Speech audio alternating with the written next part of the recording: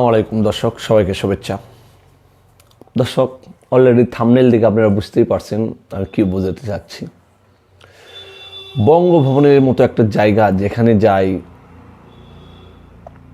বলতে গেলে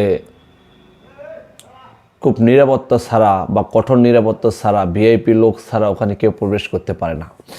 যেমন কিছুদিন আগে উপদার মহোদয়ের বৈঠক হলো, সেখানে কর্নেল অলি আহমেদ স্যার তার আমন্ত্রণপত্র না পাওয়ায় বা ওখানে সিরিয়াল না থাকায় সেখানে প্রবেশ করতে পারেনি। কিন্তু বঙ্গভবনের মতো জায়গায়, যেখানে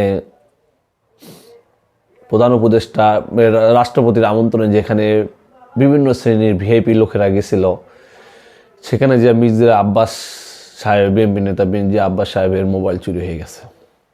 এটা অত্যন্ত দুঃখজনক। এবং এর পিছনে যে শুধু সাদা শুধু চোরে ওখানে গেছে তা কিন্তু নয়, চোরে কোনো স্বার্থ থাকতে পারে। কারণ যেমন ধরেন, একটা মোবাইলে বিভিন্ন প্রকার সিকিউরিটি বা বিভিন্ন কথা আদান প্রদান হয় বা বিভিন্ন পার্সোনাল কিছু থাকে। দেখা যাচ্ছে যে এই মোবাইলটা চুরি করে তিনি কার সঙ্গে যোগাযোগ করতেছেন বা কী গুরুত্বপূর্ণ তথ্য আছে, এটা নেওয়ার জন্যই শুধু এই মোবাইলটা চুরি করা হয়েছে, এরকমও তো হতে পারে। কেননা তিনি মির্জা আব্বাস সাহেব যেটা বলতে চাচ্ছেন যে তিনি খাওয়ার টেবিলে মোবাইলটা রেখে খাচ্ছিলেন, হঠাৎ করে দেখেন মোবাইলটা নাই। দেখেন বিষয়টা কি, খাবার টেবিলের মোবাইল রেখে খাবার খাচ্ছিলেন, যেখানে হাই সিকিউরিটি। এবং আমার মনে হয় যে ওখানে যাওয়ার তো সৌভাগ্য আমাদের নাই বা হবেও না। যেখানে হাই সিকিউরিটি আছে, সেখানে সিসি ক্যামেরা আছে, সব কিছু আছে, সেখানকার মতো জায়গাতে মোবাইল চুরি হয়, তো এটা বলে আর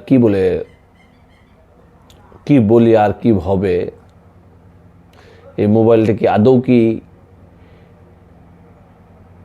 চোরে নিছে, না এখানে কোনো ষড়যন্ত্রকারীরা কিংবা দেখা যাচ্ছে অতীতের আগে বা আগের সরকারের ফ্যাসিস্টরা এখনও কি ওখানে রয়েই গেছে, এটাই এখন প্রশ্ন। কারণ অতীতের সরকারে যদি তার ফ্যাসিস্টরা এখনও থেকে থাকে, অতীত সরকারে যদি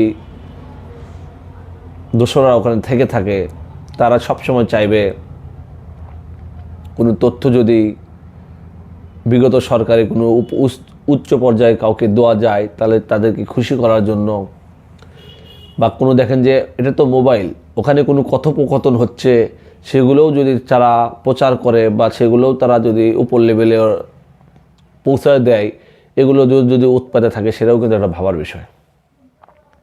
তো যাই হোক, এত সুন্দর একটা গুরুত্বপূর্ণ জায়গার মতো জায়গার থেকেও যদি সামান্য, হয়তো বা তার মোবাইল দাম 1 লাখ বা 2 লাখ, এটা নট ডাজ ম্যাটার, টাকায় বড় কথা না। বড় কথা যে ওখানে চোর ঢুকলো কীভাবে। চোর কি শুধু ওখানেই ঢুকেছে, নাকি চোরের পিছনে বহু বৃহৎ ছাত্র আছে? এই জিনিসটাও অন্তত ভাবা উচিত, দেখা উচিত। যারা উচ্চ পর্যায়ে আছে, যারা আছে, তাদেরকে বিষয়টা দেখা উচিত। তার মোবাইলটা সম্ভবত ছিল স্যামসাং কি জানি একটা মডেল বললো, আমি পত্রিকায় দেখলাম, দেখে নিজেও মর্মাহত যে সব জায়গায় যদি এরকম চুরি চাট্টা থেকে যায় বা চোর হয়ে যায়, তাহলে তো অত্যন্ত বেদনাদায়ক। তো যাই হোক, প্রিয় বন্ধুরা, আপনারা আমার পিওর টিভির সঙ্গে থাকবেন, পিওর টিভিকে ভালোবাসবেন। যদি ভালো লাগে অবশ্যই শেয়ার করবেন। আসসালামু আলাইকুম।